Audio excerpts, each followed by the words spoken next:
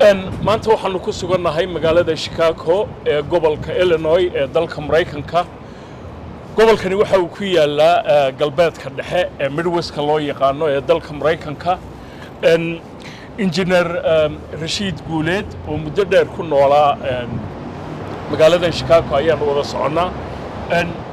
magaaladan Engineer Rashido maxaad ku tilmaami lahayd Chicago waa magaalo noocee? Chicago waa magaalo cultural dhaqan waa magaalo finance-ka ku fiican waa magaalo ku fiican transportation ku fiican transportation waa gaadiid oo dhan waxay ku taalaa centerka Mareykanka ku taalaa gobol ahaan Illinois muxuu caan ku yahay maxay soo saaraan gobol ahaan waxay soo saaraan cuntada ku fiican yihiin galeyda soo saaraan waa flatland Midwest-ka oo dhani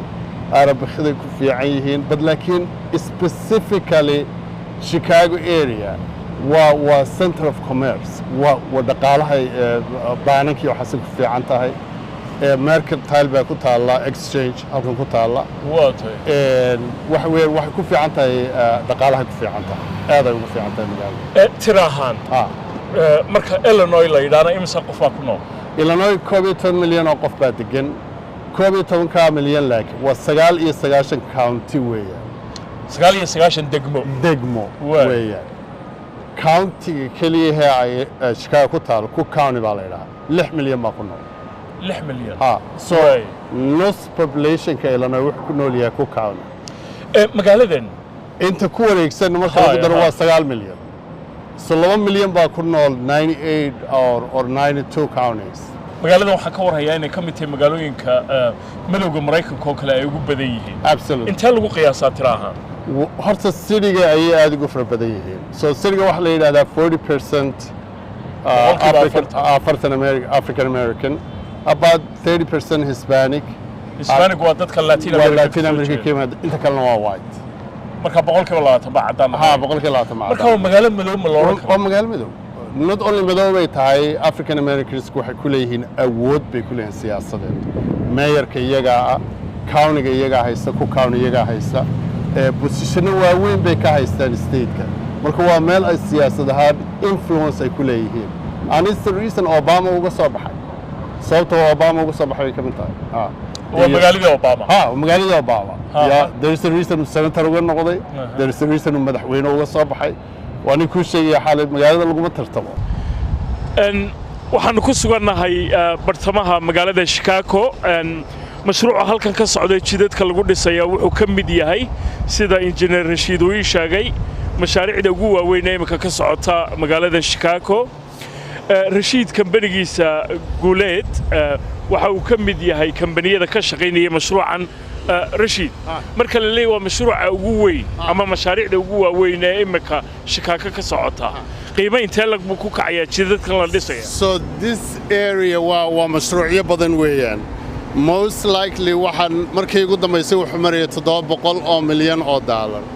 at the end-ka $1 billion inuu gaadhaa laga yaabaa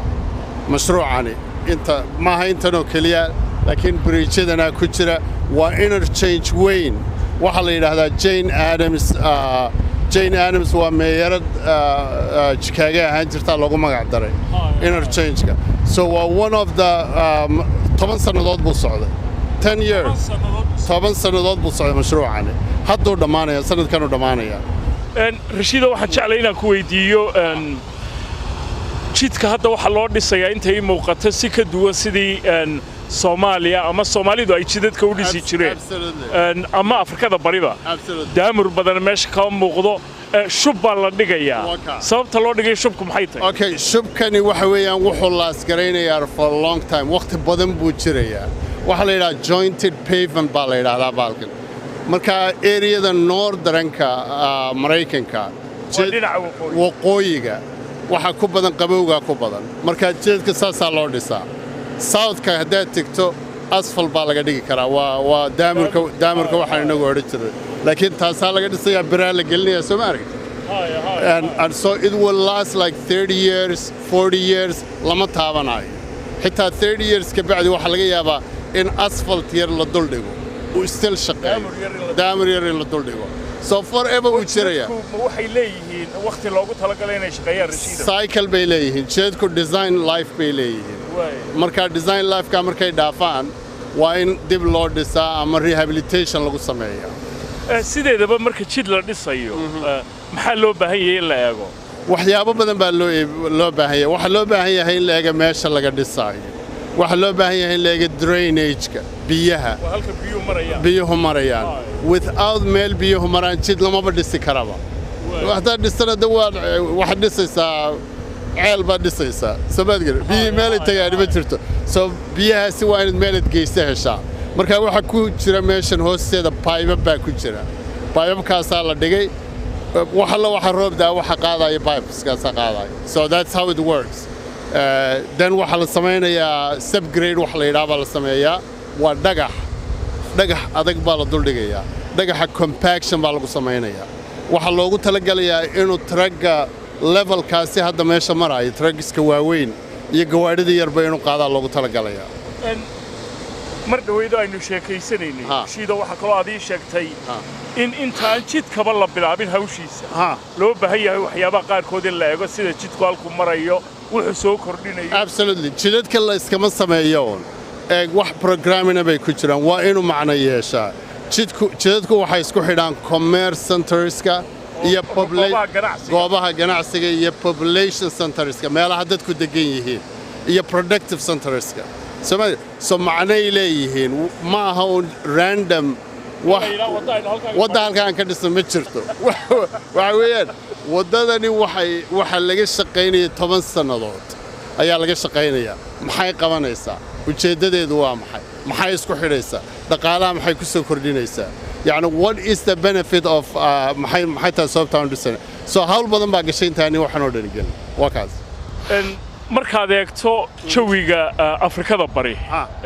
ama dhulka Soomaalida injineer Rashiidow maxaa loo baahan yahay jidadka ugu muhiimsan bay kula tahay imika waa tagtay waad soo aragtay horta Soomaaliya waxay u baahan tahay Soomaaliya oo kale Soomaha horta waxay u baahan tahay jid weyn oo trunk road trunk road-ka Soomaaliya maba dhammaystiraa haddana feeder roads baa loo baahan yahay Soomaaliya trunk waa jidka waddanka oo dhan dhex maraya from Djibouti wuu jiraa hadda laakiin waa u dhammaatay capacity-giisina wuu dhaafay waqtigii loogu talagalana wuu dhaafay marka in dib loo dhiso u baahan yahay oo la sameeyo feeder roadska markaa waa jeedkii ka baxayay ee tegayay magaalooyinka kale so Soomaaliya way dhooban tahay ma aha waddan ballaadhan ma aha one trunk road is enough inta kale feeder roads baa la gaadhsiin karaa jidadka ma loo baahan yahay marka la dhisayo in meesha lagu daro miisaanka tusaale ahaan gawaadhida maraya oo kale very good example waa Hargeysa oo kale jidadka iyo Somaliland intaan arkay anigu jidadka waxa dumiyay waxa weyn gawaadhida weydkoodii baa cuslaaday marka weydka cuslaaday wuxuu u baahan yahay mitigation in jidkii la xoojiyo u baahan yahay without doing that the waa dhisaysaa uu dumaya ama biya qaadaya labada mid bay noqonaysaa bridge-kan ama buundada naga dambaysa waxa ay ka mid tahay mashaariicda injineer Rashiid uu mas'uulka ka ahaa dhismahooda bridge-kan maxaa la yiraahdaa bridge-kan waxa la yiraahdaa Holstead Bridge over the North Branch River kaasu ayuu dul maraa waxa la dhisay 2010 baa la dhisay waxa ku baxday 13 milyan oo dollar 13 milyan oo dollar qaybtan sare ee frame-ka waxa lagu soo sameeyay gobol kale gawaadhi baa soo qaaday aan halkan la keenay iyadoo sideeda oo iyadoo dee furfuran oo la isku rakibay ayaa halkan la keenay and then waxa lagu incorporate garay bridge-ka intiisa kale waa bridge unique bridge-kan wuxuu ahaan jiray sawirkiisa horaan ku tusi doonaa bridge-yada furmo ahaan jiray waxa la dhisay 1903 baa la dhisay markaan duminaynaa anagu markaan duminay kan ku replace garay bridge-kan muxuu gaar ku yahay muxuu kaga duwan yahay bridge-yada kale wuxuu kaga duwan yahay suspended bridge baa la yiraahdaa waa tied arch bridge xarkahaasa qayb ka haya dagan dul maraayo qayb buu hayaa xoogaga stress ku qayb haya soo ka duwan yahay xoogaa marka culayskii ku dhici lahaa bridge-ka ayay biraha qaar haynayaan qayb bay haynayaan absolutely maxay taraan markaa دواحين وفورس وحي حجري وبريشكا بريشكا فاونديشن باهيا كل waxay naga hooseeya columns balki وتيرarku taag marka this helps with that so it's very interesting aesthetics na way ku soo kordhisaa usually suspended bridges way way aad bay balaadiyeen laakiin this is intan u cross gareeyaa soo dad sala u tarjay imsa bridge ba ku yaala magaalada Chicago state-ka waxa ku yaala 9,000 oo bridge waa marka gobolka Illinois laga hadlayo 9,000 oo bridge ba ku yaala ajiib waxa mara state-ka Illinois wuxuu leeyahay 15,000 oo mile oo jid ah waa inta ma waa jidadka IDOT ay maintain garayso Department of Transportation inta maintain 15,000 oo mile kuma jiraan city kuma jiraan magaalada kuma jirto counties kuma jiraan waxyaabo badan baan ku jirin so you can baaxadda ay leedahay wad arkaysaa waxa ku yaala 5 highway baa soo gala magaaladan oo kaliya hadda meeshii aan joognay waxa ku kulmayay 3 highway baa ku kulmayay ajiib so it's very interesting ajiib